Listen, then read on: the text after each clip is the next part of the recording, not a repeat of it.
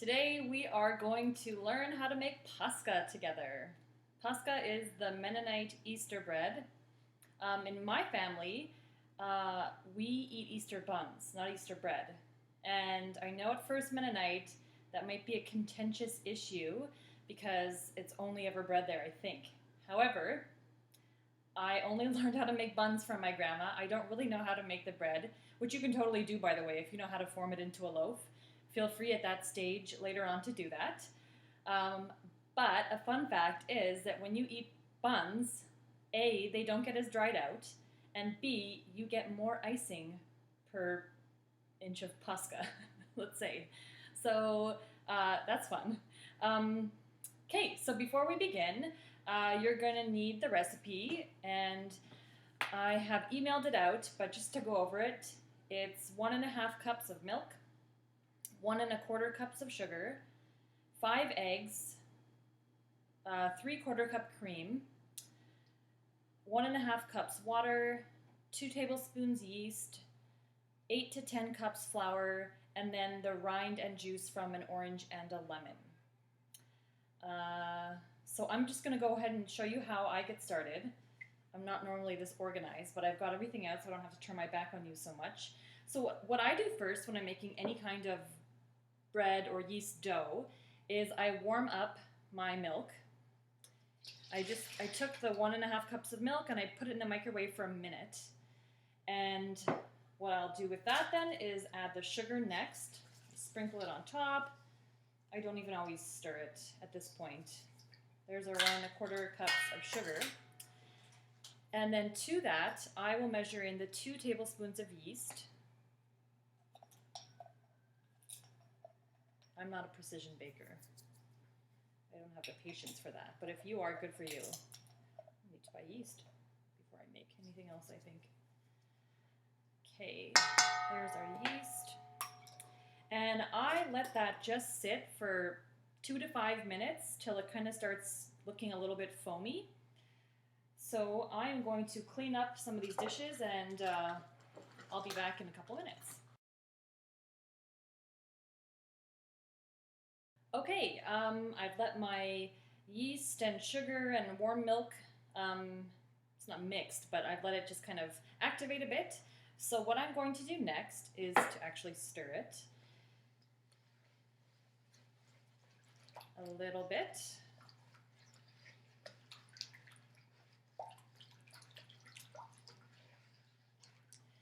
Then I'm going to add my eggs, 5 eggs, into the mix and beat that together a little bit.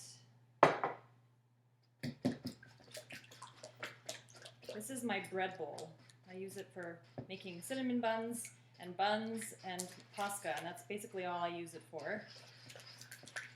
Because it's nice and deep and it allows the recipes to rise and still be big enough for all that.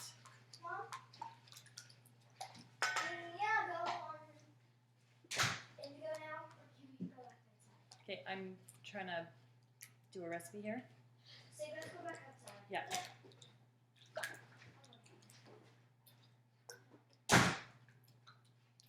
Sorry about that. Kids are busy playing on the driveway with a new scooter. And this is mixed together now nicely. I'm going to add 3/4 cups of heavy cream. I use whipping cream whenever my recipes call for heavy cream. But you can use coffee cream if you have that around instead. It's a pretty rich recipe, I'll just let you know. That's what my grandma warned me. But it's Easter. We've had a long Lent.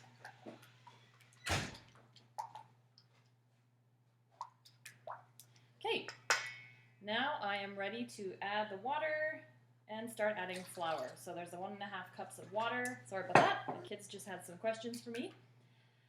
Told them to stay outside, but I'll probably get interrupted a few more times. So we have all of our wet ingredients in.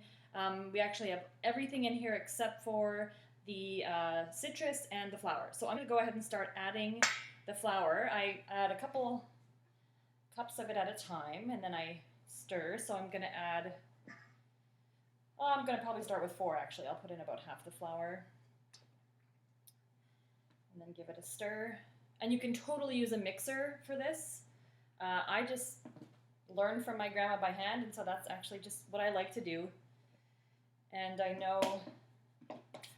know how the dough feels or how it's supposed to feel when it's ready, so I don't always trust myself to use a mixer when I'm doing bread dough. Just give it a gentle stir. And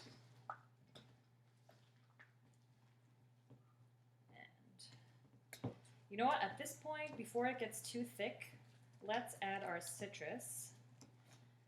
So I'm gonna zest them first. That's important. And I use my citrus zester. And I don't wanna try squeezing the juice out and then zesting. That would be not a smart move. I've done that before. It's a little harder once they're deflated.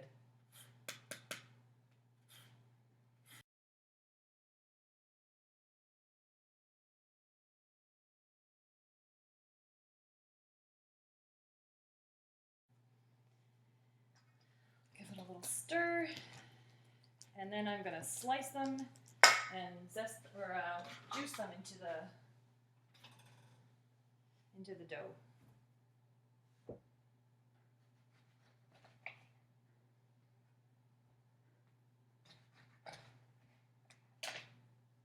You totally don't need to have a lemon juicer, by the way.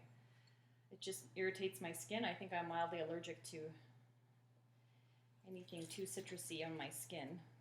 Plus, I always end up getting seeds in there if I don't use this. Maybe you're more careful than me. Right.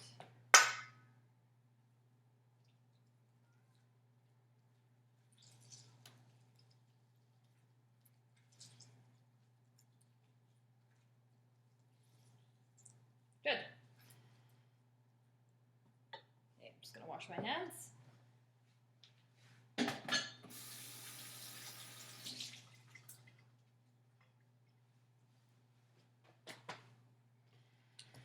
All right, so we've got about half of our flour in there, and that's all that we need to add. Add another few cups here. So that's 5, 6,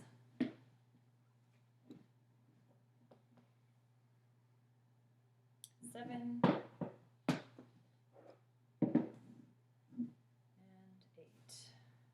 And now I'm going to give this a good stir, and I'll probably need to add a few more cups, but I don't want to add too much at a time from this point out because I still want a soft dough, which means that it's not completely dry to the touch, but it also shouldn't really be sticking to you when you start kneading with your hands. But I think I will add at least another cup here and then start to knead with my hands, and that's when we start having the messy fun. Okay, I'm going to do just about a cup, and if you find that your dough is getting thicker than mine at this stage, then just adjust accordingly and don't add as much flour. But I usually find in my grandma's recipes that when it says like 7 to 9 cups or 8 to 10 cups of flour, I start measuring more carefully or a little less at the higher end of her kind of range, and then I add it bit by bit, and I usually end up being like a full cup over, I think, at least. This is still very soft. And then I kind of scrape my hands, the front of my hands or fingers along the edge to get the dough all into my ball here, and then tuck it under or tuck from under up so that you're getting all the stray little dry bits into the main ball of dough and incorporating it. And then I gently push it down and kind of start sticking, using my my arm muscles and putting a little bit of elbow grease into this. And then you can form kind of like your dough punch. And punch it down and turn it over, or however you like to knead. All right, this is feeling not bad. Probably going to keep it going like this. And then I'm just going to knead this for a few minutes until it's silky smooth. The tricky thing is you want to have a soft dough.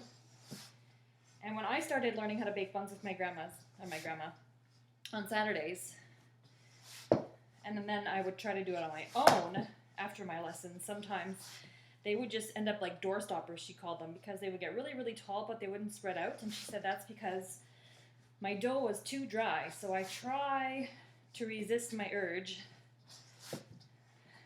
to let it be too dry because I don't like it sticking to my hands. And you don't really want it sticking to your hands. But a little bit of that, I suppose, isn't a bad thing. And I'm almost there. Some sections are still pretty sticky. So what I do then is I just take a little bit of flour and I sprinkle it over those spots and work it in.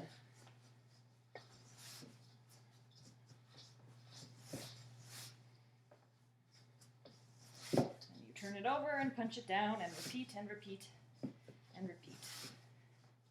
But if you're using a machine, you just, with your dough hook on, you just let this go for a few minutes. And you'll know when it's ready when the dough, after you've been adding flour kind of gradually, when the dough isn't sticking to the sides any longer, then it's pretty much ready to go and you can take it out and work with it on a surface or in a different bowl. Okay, I think my dough is ready. So then what I do is I kind of hold it up into my ball, shape it so that it is actually more or less a ball.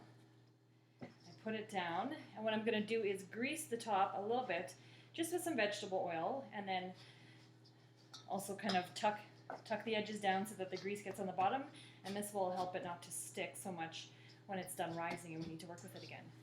I've poured just about a teaspoon of oil over top, and then I just kind of lightly brush it or coat it with my hands so that it gets all around the dough and underneath it.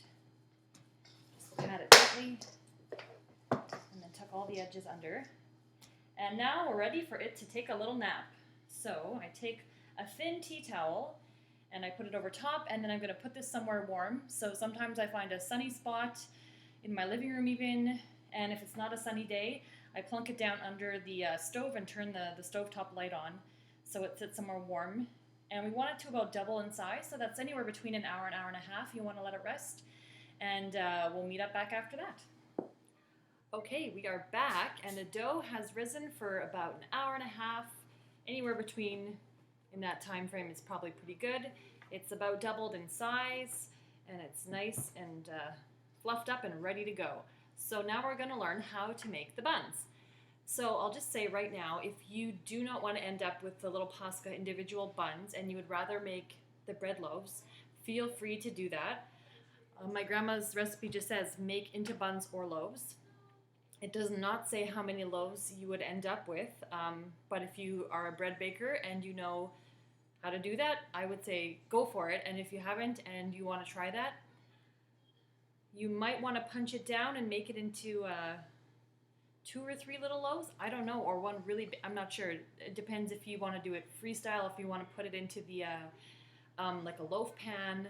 I know when I studied Mennonite history, one of the things I read about was how at Easter time in the Russian Mennonite colonies, they would often try to do Paska like competitions with each other, and they would go out into their summer kitchens, and they would put their Paska dough into big like circular tins, and a sign of a really, really good Paska, like a competitive Paska, was that if you had to disassemble your summer kitchen oven to get the Paska out, if it rise that much, that was a sign of a really good Paska. I'm not going to do that. I don't have a summer kitchen anyways. It's kind of a fun thing, but I make buns, so we're going to make buns. So I'm going to get my chair here ready and my little knife I use to cut the dough up off the main ball. Hope you can see this okay. So I just basically squeeze it up like this, cut it carefully, and I'm going to flour my surface a little bit here.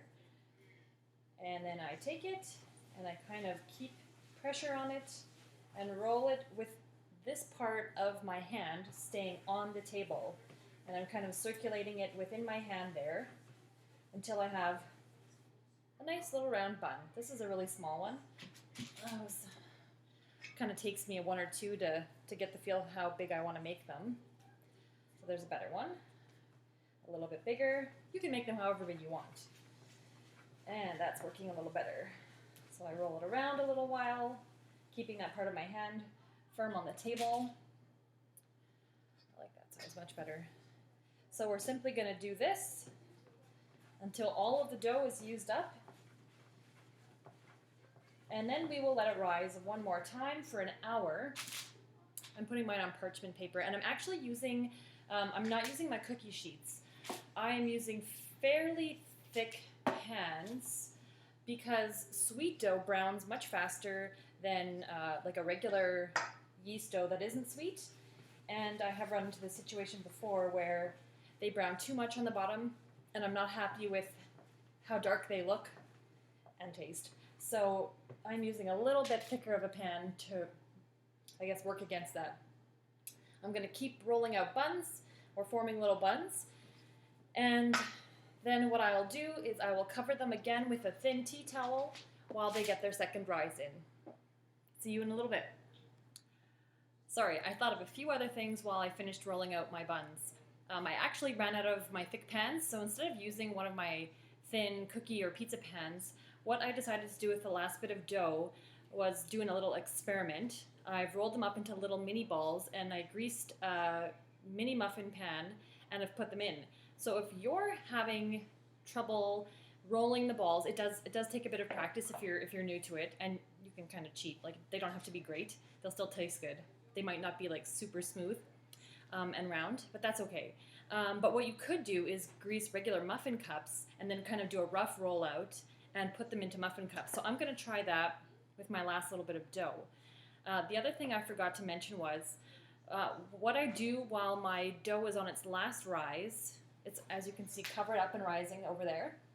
I set a timer for an hour to let it rise, and when there's about 10 minutes left on the timer is when I start my oven and let it preheat. So when there's 10 minutes left on my timer, I am going to set my oven to 350 degrees. And as soon as that timer goes off, then I know my first pan is ready to put in the oven, and these bake at 350 for 25 to 30 minutes. Okay, so my first few pans have come out of the oven.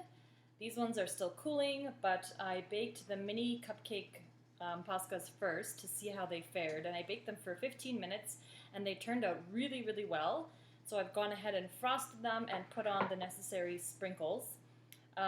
I just started with about half a cup of softened butter, and I added a few cups of powdered sugar as well as some cream or milk. I started and I kind of adjusted the levels of icing sugar and cream as necessary just to make a nice, not thick or not thin, just right frosting. Frosting out of a can works perfectly well too, so if I had that at home, I would have just done that. So then, yeah, frost away and enjoy your Paska.